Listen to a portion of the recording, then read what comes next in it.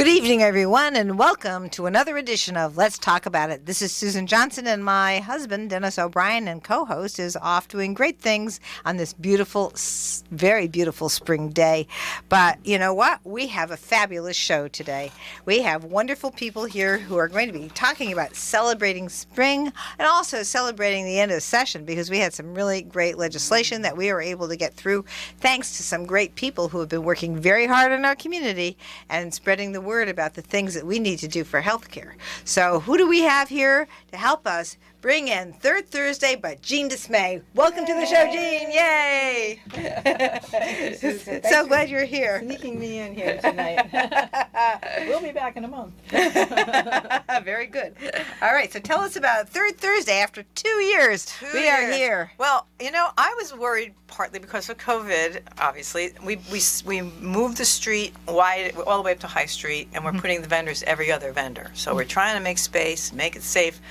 But I can't believe the response from people. Everyone goes, "Oh, I'm so glad it's back. I'm so glad." Nobody's saying, "I'm not going." They're saying, "I'm so glad it's back." It reminds me of when we first did it, and people would say, "I saw so-and-so who I haven't seen in 20 years, and there they were walking down the street." And I thought, that's going to be this month. Everybody's going to say, "I haven't seen you in 2 years." It's like, yes, you haven't. But everyone's going to come out and play. So it's exciting. And a lot of the bands are a reprise of some of our favorites. Elisa does such a wonderful job booking them from the music studio, Elisa. So she's got a gypsy funk band, but she's also got the Kingpins. Now, the Kingpins was one of the first bands we ever had. And 11th Section, another favorite. Bruce John, Fuse with Jan Youngden. These are bands that everybody knows and loves. And back in town is Oswaldo Torano, Grasshopper Arts, if you remember. Fabulous. He was one of our first performers, so he always did the stilting in the streets.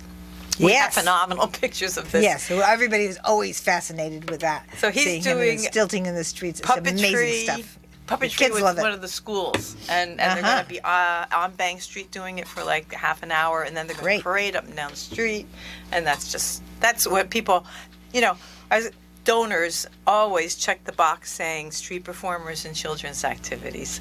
So we're really trying to hype up that. That's great. Yeah. Very, very exciting. And what about the food? I know you always have food. We always have, well, I guess, I hope everybody knows the regulars, but we're expanding. There's something called Eat Smart with Catherine, which is healthy food. Rolling Smokehouse, which is the opposite. Gotta have something for everyone. Tacos al Compadre, I don't know them yet, but we will know them soon. Sagrada Corazon, of course, is back in Tony's Pizza. Right. Soulfully vegan, so or vegan, I guess people pronounce it. I'm really happy to see that. Vlad's Fired Pizza, another new one. Nice. So this is going to be a smelly fest. There's going to be all this smoke going around, and you're going to go, "Oh my goodness, I have to have some of that."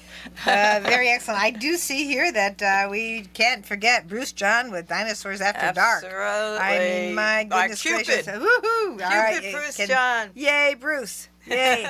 We love you. Yes, very excellent. Very, very good. So that is... And we're going to have belly dancers. So, well, it's a good to try that out for an exercise. Willie Brew. Yeah. Well, you know, I know somebody who does belly dancing. I don't think she's one of this particular group, but I guess it's good for you.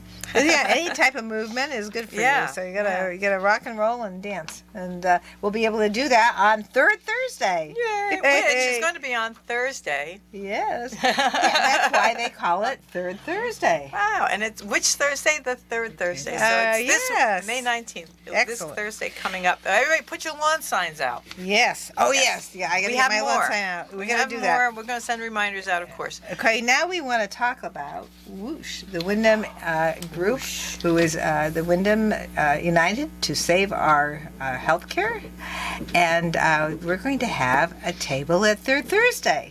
Yes, we are. This is Brenda Bookbinder, and it was a year and a half ago that I came on this show with Susan, and I was not here because of COVID. I was by phone, but called in about the closure of the maternity unit at our hospital and the pain of this happening at the beginning of COVID, where there was no vaccine. People were struggling with worries about health and how they would manage with finances and all this, and all of a sudden the announcement comes that the unit is closed.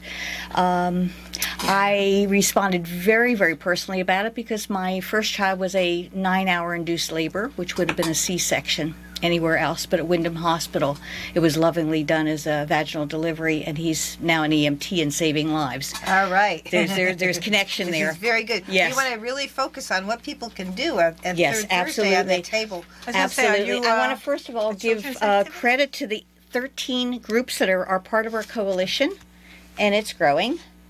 And I'm going to go down the list. We have AFT Connecticut. We have Connecticut Citizens Action Group.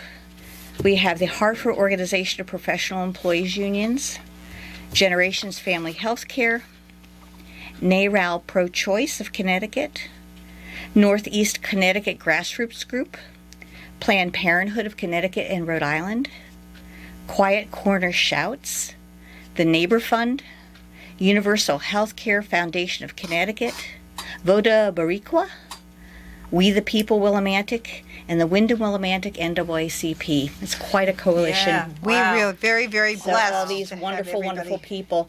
Want I to do- recall our certificate of need hearing, Well, which we why did. don't we first take care of Third Thursday, and then we'll Third go Third on to Thursday, Lee. absolutely. we are going to celebrate our progress with the short Yes. legislative session this year. Yeah, so we're going to talk so about that right after we finish with the Third Thursday presentation. But I did want to make sure during that presentation everybody knew that we're going to have a table for We Whoosh. are. And we're going to have all those wonderful groups and people in town and all throughout the state have really, really been principally helping us get through Yeah. the legislative session. Without your work, Brenda, and without everybody working together, we wouldn't have had the legislation that we've done. So thank you and everybody for Yeah. getting together and very being at those The hearings state and pulled doing that together work. on this. Yes, Yes, they indeed. did. Yes, Yeah. indeed. And so we we want to. Are you doing a children's activity or anything? Not That's that a you know really of. good. We're just don't know. organizing. We're just organizing it. Yeah. All right, But we're, so- we want to make We'll have sure buttons that and people. stickers there, which are always Okay, fun. buttons We're and going to stickers. have a book to write responses in. So if people Good. want to write something, So that's they what can. That's what we're That's talking cool. about on Yeah. Third Thursday. But That it is sounds like a good thing to have some activities for children there too. So Yeah. that's we'll a give great some idea, thought to Jean. it. Thank Very- you. Very, very good. When we talk with neighbors, we get more ideas. Yes, absolutely. indeed. That's the whole Absolutely. idea of let's talk So, about it. Absolutely. So I wanted wanted to. to just talk about the parking garage so people will know when we're talking about Third Thursday that they now have a parking garage to park in and they have a place to go. So we want to make sure, that Jean. simple. So why don't you tell us about that? So we're having some complications. Okay. The police is concerned, rightfully, I'm sure, that the traffic will back up. So what they're asking us to do, or they're asking the public to do, is they're going to try this. Well, this is today's news. We'll see if it's tomorrow's news. They're going to turn Walnut Street around the opposite direction at 3 o'clock, Interesting. so that people can come off of Violey Street and get into the parking garage from Walnut Street Oh. instead of going through the police department's entrance. Excellent. So we'll see how that all works out. But they have to leave also on Walnut Street, so it's got to be a two-way street. Well, can't they get out on the other side on Meadow? If they could come in Not- on not- Walnut and get out on Meadow. Not if the police don't. I don't know if So they'll that's let a- us through their section. They that were. would be my guess. I mean, That would my make take- sense. Oh, thank you. That would make sense. But you still have to get. Okay, so you come out on Meadow and Yep. you turn left, Yeah. and you can't turn right on Walnut. No, And no, if you come out on Meadow, you turn right, and then you go to Bank Street, which is a right only. Yeah, Or is that you know, two way? you can go- Maybe that's it's two two-way, way. it's That's two-way. two ways. Bank Okay, Street's maybe two-way. that's what they'll do. So Yeah, anyway, Bank is just two-way. that was just really a warning to people that when you come to use the parking garage, which we hope you will, and there's going to be lots of spaces for you, just know that it's not going to be the same as what you are anticipating. That's really the point here. It's going to be something different. So Yeah, we have more it'll room. work out. It'll work out fine. Great, great. Any other last remarks about Oh. Thursday? So come downtown. Yeah, come on downtown. How do we pay for it? With the vendors. How do the vendors pay for us?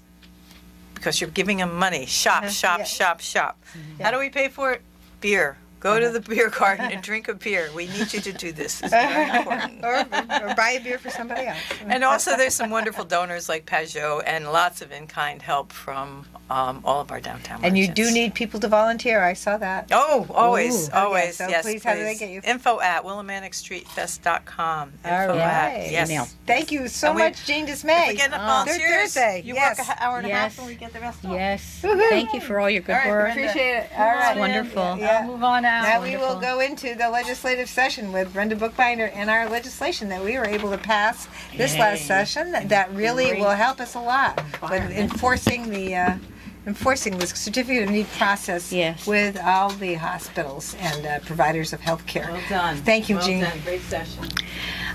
This was a short legislative session, Yes, it I was. understand, Yes. and they told us there was no room to get it on the legislative agenda. So we had a little space in the Insurance and Real Estate Committee, and we brought our testifiers, and we went till 7:30, I think, at night, story after story after story, and unanimously they moved it to the legislature from that Yes. committee. Yes, they did. So we Yes. prevailed, yeah. It was it went from there to I sit on screening, and of course I spoke out for screening because I go through all the bills, and I also testified at the hearing, and this is something that could never have happened without your work, without AFT's work, without all the groups that you just listed. They were all working to make sure that we have access to good health care throughout our state of Connecticut, whether it's in a rural area or in an urban area. And of course, we've had this problem now in Connecticut with not just Wyndham Hospital, but also Sharon Hospitals trying to do a similar thing. Johnson and Memorial Hospital, also a similar thing. So access to health care for women who are delivering babies has been limited by these big corporations that have bought up these hospitals. Right, Susan. I have a couple of statistics here. Yes, The please. United States has the highest maternal mortality rate of any high-resource country, and it's the only country outside of Afghanistan and Sudan where the rate is rising. Right. And ahead. Women of color are 3 times more likely to die in childbirth than Caucasian women. Those statistics, I think, say a lot. And when it comes to safety and the welfare of women, we started in the Depression here with this hospital from basic community funds. This was a community memorial hospital to memorialize the community and to provide equal access and for immigrants, for women who had postpartum depression or had medical conditions that would complicate things, they would be lovingly cared for locally. That's exactly right. So when we lost our ICU in 2015, we went through a pandemic without an ICU. We're now going through the opioid pandemic without an ICU, which is a tremendous handicap. Well, we've had an opioid pandemic for a long, long time. And part of that's because of the same reason that we have the problem with the maternity and healthcare closing, and that is the insurance industry has decided not to provide coverage to people who are injured. And so what they do is they leave them on opioids, and then the people get addicted and they don't have the chance for physical therapy because the insurance industry holds them up. They don't get a chance for surgery that they need and that would be required in any other circumstance. Insurance holds them up. These addictions are happening because insurance, whether it's a regular health insurance plan or whether it's a workers' compensation plan, which is where a lot of the addictions are occurring because workers' compensation is by far worse than any other type of insurance. And they are holding people up to the point where they're losing limbs and they're in pain. And they're taking these opioids for long periods of time. But what do you hear? You hear in the news the sound bites that blame the people instead of the insurance industry. They blame the people instead of the people who are trying to hold back on providing coverage, hoping that they can shift the cost from their insurance policy to making the person disabled and going on to Medicare and Medicaid. And so this is what the cost shift is. It's the cost shift in the insurance industry to try and take care of their pockets, which are doing quite well, and hurt the average American who's out there working hard, maybe getting injured on the job, and really being treated very badly. So when we talk about the opioid crisis, we should talk also about the bad work that the insurance industry is doing, just like the big corporate hospitals are doing to maternity. My big question is, what is the price of life? And here in Willimantic, it's very precious. We're a community that values the safety and welfare and diversity of ourselves, our neighbors, our communities, and for people who are coming to this community. And we believe that Windham Hospital should reopen its ICU and its maternity unit and return full services to our community. It's the right thing, it's a safe thing, it's equitable, it's humane to do. There's no negative about doing that. No, there isn't. And in fact, we'll have more doctors who will be willing to come here and practice if they have a full service hospital.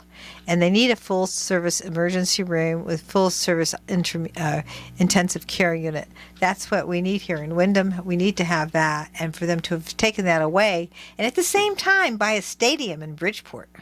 And build an amphitheater or a big tower in Hartford. Right. Just for administrators. It's yes, that is not right. And so a lot of the things that the Insurance and Real Estate Committee did was to take a look at exactly where the money's going, and try and make sure that the Office of Healthcare Strategy is going to be enabled with the Attorney General to try and make sure that these things are all reviewed. Now, I have to say that when Hartford Health came in to Windham Hospital, and they closed down the intensive care unit, we had huge discussions about that here in town. We had doctors meeting with the people in the community trying to stop Hartford Healthcare from doing this. We had doctors who met and voted down the idea of eliminating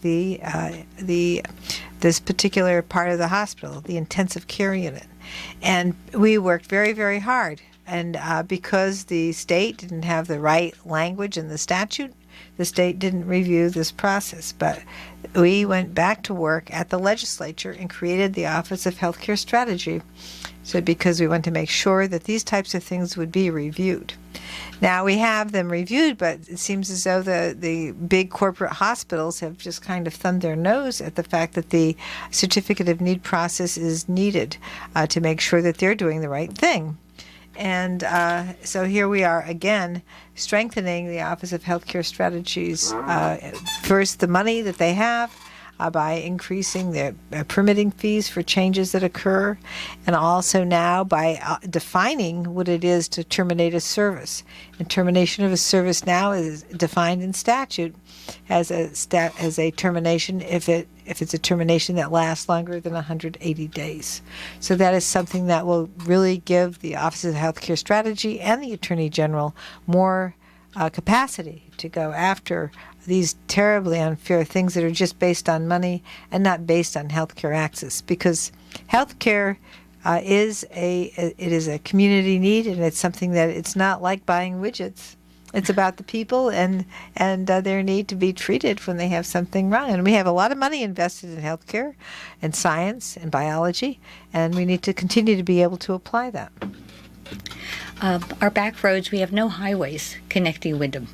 And we've had 2 ambulance deaths in this process. One was an EMT on board that was killed. The other was the oncoming driver was killed by a rushing ambulance. We have babies being born on the side of the road. We have babies being born in an emergency delivered by a nurse and then whisked away. All kinds of adverse conditions in what should be one of the best days of one's life, bringing new life into the world, of being rushed down the road because it doesn't suit the hospital to make a room available when there are rooms available. When somebody is in labor, they should not be directed anywhere else but to the hospital that they're in, and there's a federal law that addresses that. And I'm wondering why that has not been something that has been looked at, especially when you look at the fact that we've had 2 deaths trying to bring women to the hospital, away from Windham Hospital, people who live in Windham, people going away from Windham because Windham Hospital turned them away. And this is absolutely wrong. It's against the federal certification law for the Medicare and Medicaid program of the Windham Hospital. Yes, so this has been quite a, you wouldn't have even thought when this occurred that there would be a death on the side of the road while a woman was in labor going to Bacchus Hospital. And yet we have had that because we don't have the facilities. They call us a rural area, but if you take a look at going either to Hartford or from Hartford, during the rush hour time frames. Doesn't look like a rural area to me. But it certainly looks like a lot of traffic. A lot of traffic, and the capacity in the roads, because Connecticut has not been able to upgrade its transportation systems, are not up to date. So we don't have a situation like in a real rural area where you see a car every, One last loss in our community was VBACs, the right to have a vaginal birth after cesarean, and that drove a lot of women away from our hospital. They outlawed it. They would not deliver a baby vaginally after a cesarean. So that's a huge loss also. And how long ago did they do that?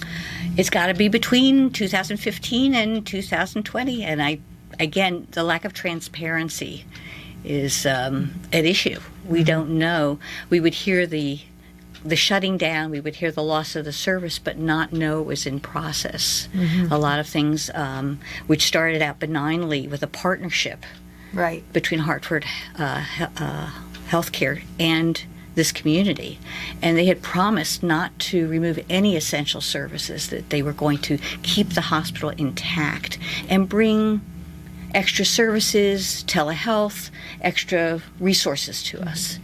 And then when they switched from that, all those services went. Okay. Well, this is Susan Johnson. I'm here with Brenda Bookbinder, and she has been the organizer and pulling together all these different resources to make sure the state of Connecticut passes legislation, which we did do this last session, to address the shutting down of services that are just so part of, a hospital, that is to maternity and delivery services. Wyndham Hospital, maternity delivery services at the Sharon Hospital in northwestern Connecticut. Also, what has also been shut down is the Johnson Memorial Maternity and Delivery Services. It seems like almost an attack on women, doesn't it? This is Susan Johnson, and we'll be right back after these messages with some more information about what we've done this last legislative session. Welcome, everybody. Welcome to, we're after halftime. Let's talk about it. And we've had Jean Dismay here talking about Third Thursday. And now we also we do have Brenda Bookbinder here, who's been really working very, very hard with Wyndham United to save our health care.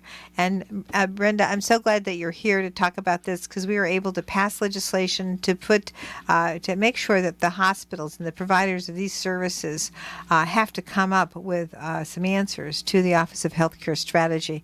Tell us again the groups that you worked with to get that testimony in and to get the legislation proposed and heard and passed out of committee. Thank you, Susan. And again, we started right here on WILI a year and a half ago with a conversation about, they didn't ask the community. Why don't we survey them? That's where it started.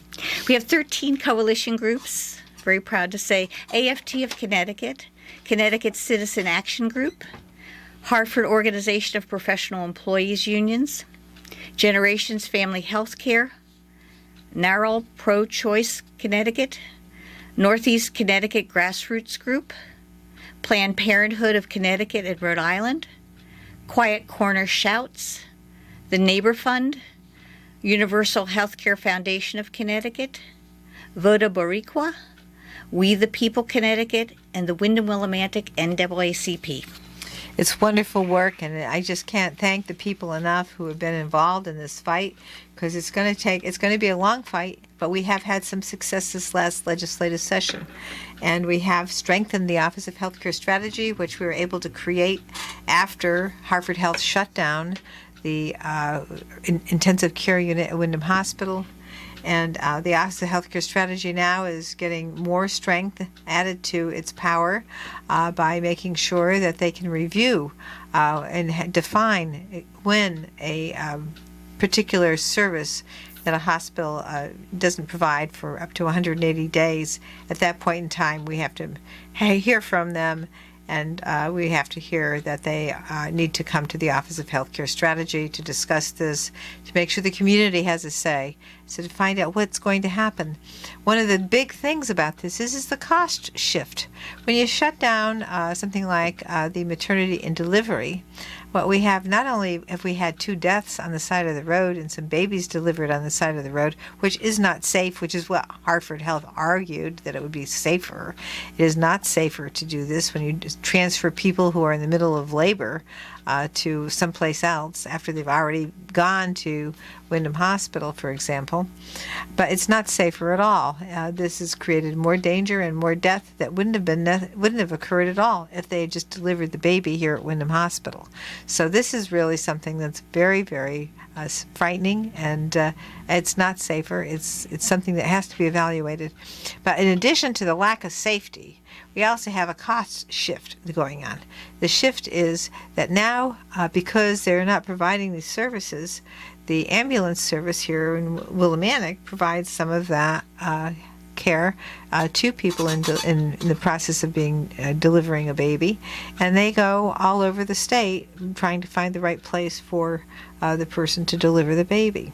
So this is a cost that's been shifted from Hartford Health to the Willimantic Service District.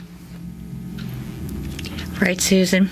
Not only do the services shift, but our Medicare and Medicaid funds are being moved out of this community to other counties. We have one other hospital still having maternity unit in Windham County, and that's Day Kimball.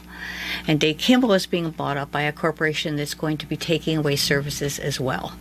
So all back roads, whether it is up to Day Kimball, down to Bacchus, over to Hartford Hospital, Manchester Hospital, these are all back roads. And with delivery, each delivery is different, it's unpredictable, and we never know whether there's going to be a breech birth, a cord around the neck, the mother's going to hemorrhage, and you're there in a hospital rush down the road in an ambulance, and you don't know who's going to get there safely. Our C-section rate for Windham County is 34.1%.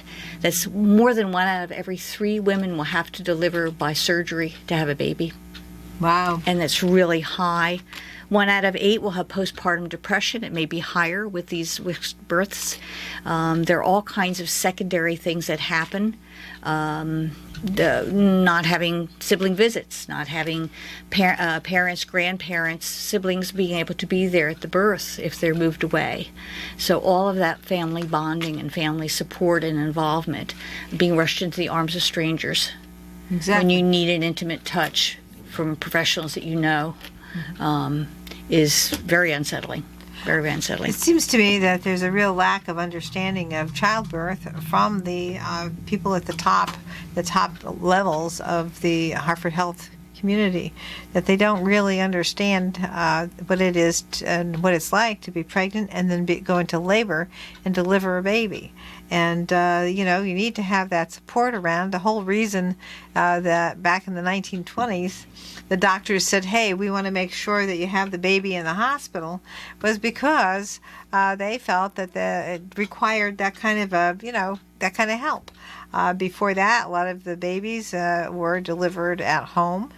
And there were a lot of maternal deaths and a lot of deaths of little ones because they just didn't have the technology and the capacity to deliver the baby at home. So there are a lot of, if you take a look at the ancient data back in the day, the numbers of women that were alive were actually much lower. The ratio of women to men were much, much lower because so many died in childbirth.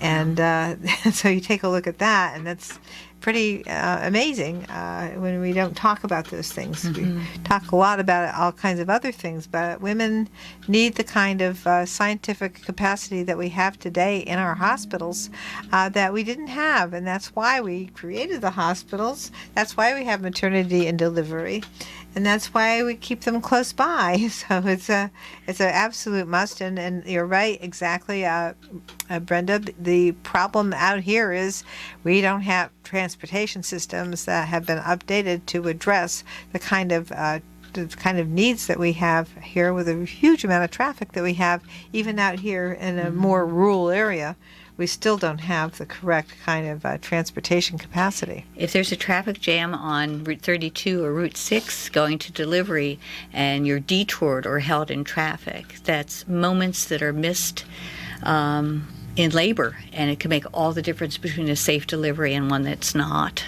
It doesn't matter whether there are expertise and wonderful teams of doctors waiting for them at the facilities. They may not get there safely. Exactly. And that's the issue, yeah. And there's so many women that, nobody ever talks about this, but they may have the preeclampsia condition. And if they have that, either one of the mother or the baby will perish, especially if they're in a traffic jam. Yes. That's not going to be something that will have a good outcome at all. And sometimes that's not determined. Sometimes the mother hasn't gotten the kind of information that she needs in order to know whether or not that condition, that there's maybe some changes that have occurred during the pregnancy that maybe we didn't get reported, and that could lead to the preeclampsia situation, which could take the life of the mother or the baby. And certainly if you're in traffic with no help at all, there's no way the two people will come out of that alive. Yeah. So. Our lovely Community Memorial Hospital in 1933 opened up its maternity unit, all supported by community funds, not corporate funds. Little people during the Depression reached into their pockets and contributed to build that hospital. And naming it a Community Memorial Hospital for the memory of the people that came before, families and parents and grandparents, to create something in this community that would be lasting, a safe place for health care, a safe place for deliveries, a safe place for emergencies, for all stages of life. And to have that taken from us for profit, for fame, it doesn't sit well. It doesn't sit well. Our people deserve safe local care for whatever they have, and it's just a matter of problem solving. It's a matter of bringing resources back. It's a matter of looking at the situation differently, and of the public benefit of staying here and of bringing the services back here. That's exactly right. I think that having the public benefit of having a fully functional hospital means a huge amount, and having the intensive care unit really, really means a lot, because it means that you have something that's fully functional.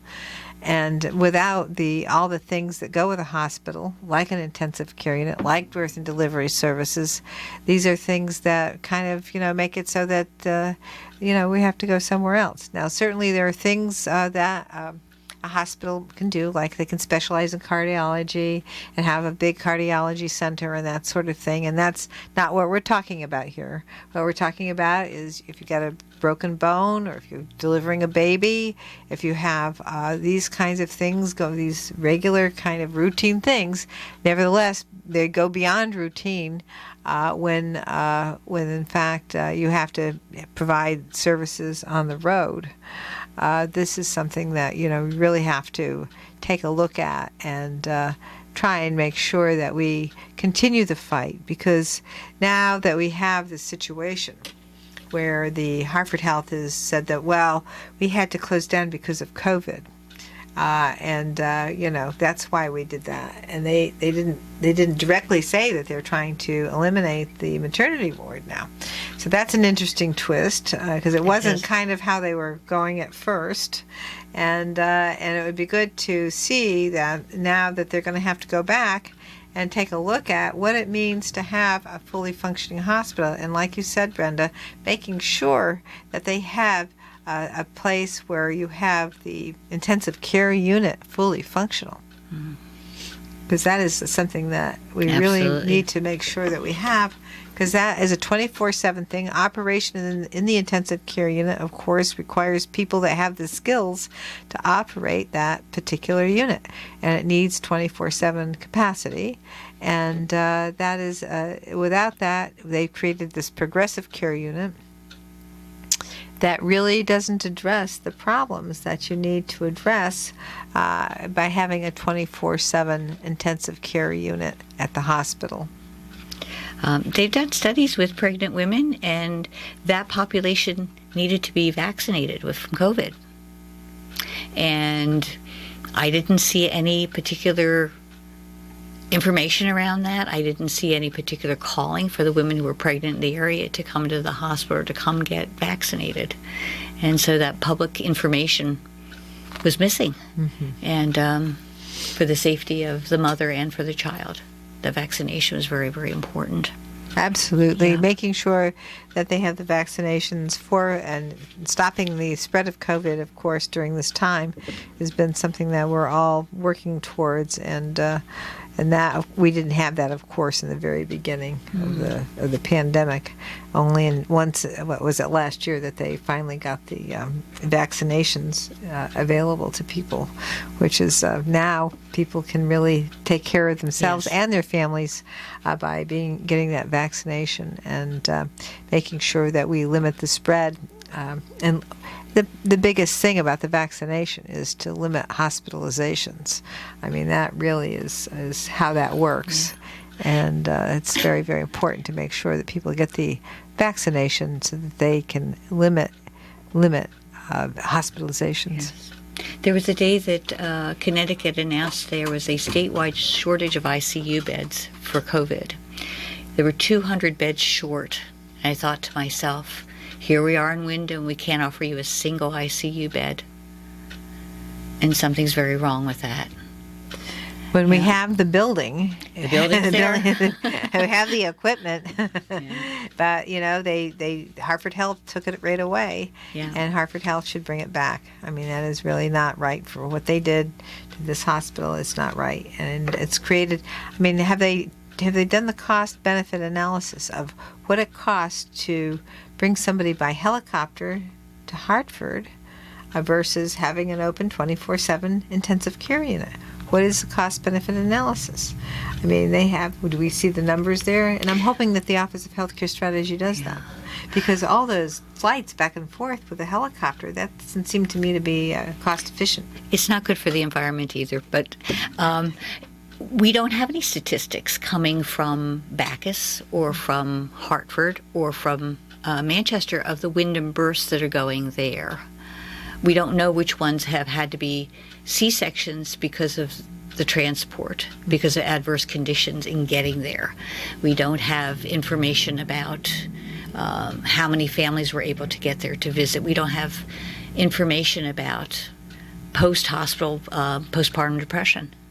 We don't have any statistics that way. And so when a corporation says this is safer, this is fairer, this is the right thing to do for you, but they can't back it up with statistics. They can't tell us the picture of what really happens when a woman is moved quickly by air, by ambulance, by rushing car down the road. What happens to them, and what is the impact on the birth, on the mental health of the mother, the bonding of the mother with the child, all of that. And we don't know. It's invisible. Well, that's part of this problem is this is a transition. They're calling it rural, but I don't believe that there's a rural spot really in Connecticut, right? I think that we have places where we have more density than others. But when you get to real rural areas, people usually spend the last week or so near the hospital. They don't go by helicopter while they're in labor, which is something that Hartford Health is kind of doing a slipshod way, or trying to get them over to another place. So if you take a look at that, the condition of our transportation, the fact that we don't have a real rural place here, and making a transition by calling this rural does not help any of this analysis that we need to really go through to try and make sure that women and pregnant women have a chance to deliver the baby in a safe and quick environment. Because like you said earlier, Brenda, you said you never know when you're having a baby when the baby will actually come. You could be in labor for 24 hours. You could be in labor for less than an hour. Yes. Nobody knows. It depends sometimes on, if it's your first child. Well, some people with first children, they come very quickly. Some people it takes longer. Second child, they think it's going to take longer, and then all of a sudden it's taking much less time. So that's not anything you can predict. and it's something that really is it really puts everybody on the edge, and it's not good for women or the baby. So we're winding down. I want to just say thank you to everybody again. Tell us again the groups that you've been working with so we can thank them all. Wyndham United to Save Our Healthcare Coalition, and born right here on WILI. Yes, indeed. A year and a half ago in this same program, Let's Talk. Our coalition groups, very proud to say, are AFT Connecticut, Connecticut Citizens Action Group, Hartford Organization of Professional Employees Unions, Generations Family Healthcare, NARAL Pro-Choice Connecticut, Northeast Connecticut Grassroots Group, Planned Parenthood of Connecticut and Rhode Island, Quiet Corner Shouts, the Neighbor Fund, Universal Healthcare Foundation of Connecticut, Voto Boricua, We the People Willimantic, and the Wyndham Willimantic NAACP. I wanted to also thank the 4 sending towns to Wyndham Hospital that wrote town declarations of support of reopening Wyndham Hospital. I think we have to say hi to Lisa Thomas, who is a big leader in Coventry. Yes. Very, very much so. And you want to tell us the other towns? Sure, Andover, Wyndham, and Mansfield. All right. All wrote letters of support. And I have to say, we have to thank Attorney General William Tong, because he has been a supporter of ours. He has looked at the law. He has been there for us. He's come out here and talked to us about this. So our Attorney General William Tong is on this. He will help to the best of the law's capacity. Yes. And we did try to expand the capacity for so the Attorney General can also step in and help us with our access to health care. So Brenda Bookbinder, thank you so much for your work. A pleasure in our 1.5-year anniversary. Yes, indeed. Of a coalition's birth. Exactly. And now the fruits of the labor.